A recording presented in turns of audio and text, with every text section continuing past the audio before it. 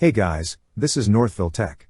In this video, we're going to show you how to link a card on Kikoff. If you don't have a Kikoff account, we will put our affiliate link in the description below. To start, open the website. Then click on Login. Now, log in with your email and password. Once you're logged in, you will see several options on the left side menu. Click on the option that says Account. On this page, you will see a section for cards. Beside it is an option that says Add New. Click on Add New.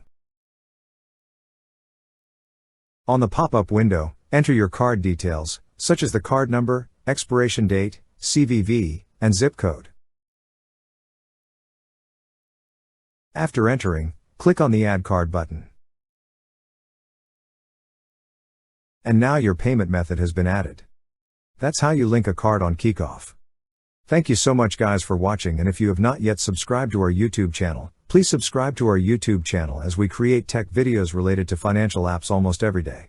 Also check out our website northvilletech.com for great tech articles, and our recommended resources in the description below for various sign-up bonuses.